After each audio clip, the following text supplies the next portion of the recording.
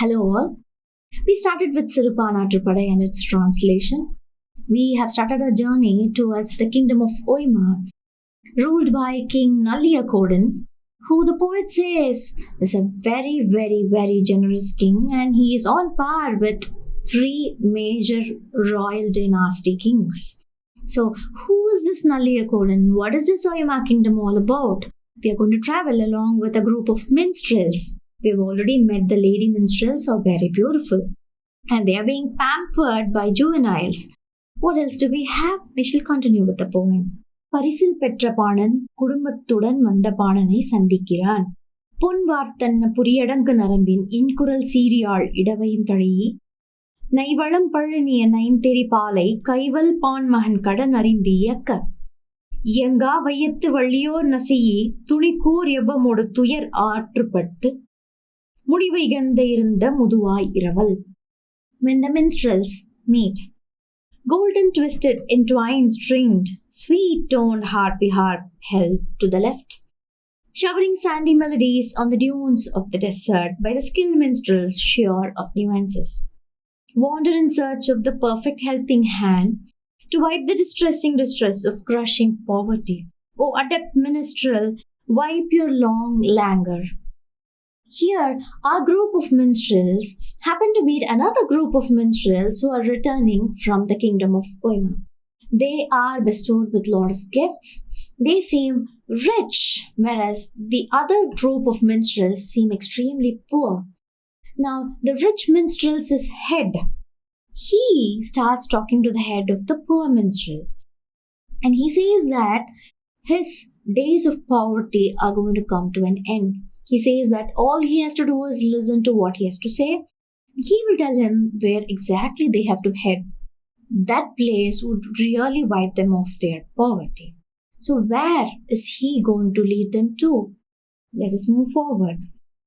சேர நாட்டின் வழமை கொழுமீன் குறைய ஒதுங்கிவள் இதழ்கள் கழுநீர் மேய்ந்த கயவாய் எருமை பைங்கரி நிவந்த பலவின் நிழல் மஞ்சள் மெல்லிலை மயிர்ப்புறம் தைவர விளையா இளங்கள் நார மெல்குபு பெயரா குளவி பள்ளி பாயல் கொள்ளும் குடப்புலம் காவலர் மருமான் உன்னார் வடப்புல இமயத்து வாங்குவில் பொறித்த எழுவுரள் திணித்தோள் இயல்தேர் குட்டுவன் வறுப்புணல் வாயில் வஞ்சியும் வரிதே அதோ ஒன்று. The opulent Cheras.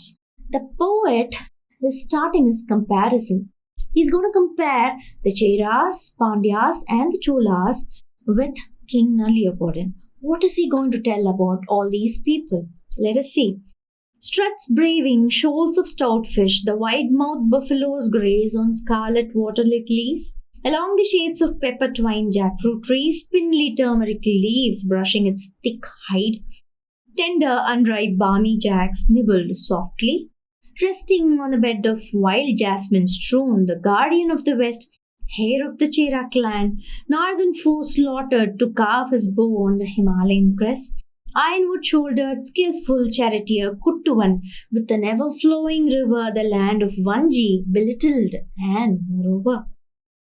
The poem Sirupaanaatrupadai was drafted somewhere around 3rd and 5th century of the classical era. And during that time, the Chera dynasty was ruled by Cheran Kuttuvan. His clan is known for bravery and valor. They ruled the southernmost and southwest part of South India. They were extremely brave, and few of his heirs even climbed up to the Himalayas and unfurled their flag there. The Cheras' crest was the bow and arrow, and they were feared by invaders from the north and far away as well. Here the poet says that the Chera kingdom was extremely lush, green, because it was wet with the ever-flowing river of Kaveri. A branch of Kaveri, in fact. And the Chera kingdom had its capital city as Vanji, which is the present-day Karur. The poet says that even the buffaloes in the Chera dynasty or the Chera kingdom were extremely sophisticated. They used to rest on bed of jasmines that were strewn by the wild bushes. So, such rich dynasty, such rich kingdom is not equivalent to the kingdom of Oimaan? Was the king Nalliyakodan better than the Chera king Kuttuvan? What is the poet trying to say? Well, he's not stopping there. He is giving us yet another comparison. He is going to compare Nalliyakodan with the Pandya king. And the poem goes like this. Pandya Naatin Perumai. Naravuvai Uraikum Nagumudir Nunavittu. அரைவாய் குறுந்துணி அயிலுளி பொருத கைப்புனை செப்பம் கடைந்த மார்பின் செய்யும் கண்ணி செவிமுதல் திருத்தி known பகட்டுமணர் ஒழுகையோடு வந்த மகார் அன்ன மந்தி மடவோர் நகா அன்ன நளி நீர்முத்தம் வாழ்வாயிரத்தின் வயிற்றகத்து அடக்கி தோள்புறமறைக்கும் நல்கூர் நசுப்பின் உளறியல் ஐம்பால் உமட்டியர் ஈன்ற கிளர்பூன் புதல்வரோடு கிளிகிளி ஆடும் தத்து நீர் விரைப்பின் கொற்கை கோமான் தென்புலம் காவலர் மருமான் ஒன்னார் மண்மாறு கொண்ட மாலை வெண்குடை கண்ணார் கன்னி கடுந்தேர் செழியன் தமிழ் நிலை பெற்ற தாங்காறு மரபின் மகிழ்ந்தனை மருகின் மதுரையும் மரிதே அதோ அன்று. The imposing Pandyas. The honey-dripping matured mulberry trees, cut delicately and sculpted to finesse, skillfully carved and strung for bosoms, dangling handcrafted fibrous garland under the earlobes. Mighty oxen strut with the cart of affluent salt traders, with a pampered monkey draping pearls young like the coy teeth of damsels. Held inside clam-like mouth, the slim-waisted sturdy shoulders, covered with plates in 5 parts, the consorts of him. As their bejeweled kits rattle along, with flowing borders along Korkai and its king, the shield of south from the royal clan who conquered foes, lands and pearls and canopies. The charismatic racing charioteer Cherian, where Tamil rooted its legacy so firm, the buzzing streets of Madurai fade. Moreover, so the poet starts comparing King Nalliyakodan with the Pandya king Cherian. Here the poet employs a lot of pun and he is very sarcastic about the richness of Pandya kingdom.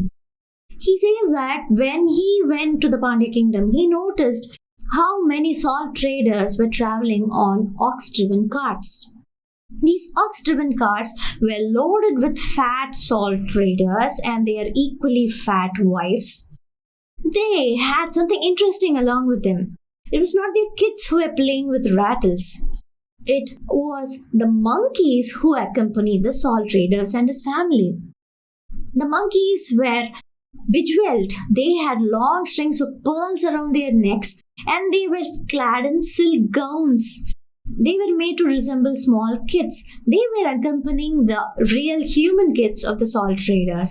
So the poet here says that the richness of Pandya kingdom was so much that they never cared to even jewel a monkey. They were ready to give the pearls and diamonds even to monkeys. So that rich was the Pandya kingdom. What about Nalliyakodan? He says the kingdom of Nalliyakodan was even better. Is it so? Well, we are not stopping here. We are going to move forward and have yet another stronger dynasty, the Cholas. What does the poet have got to say? We shall continue with the poem. Cholanaatin Perumai.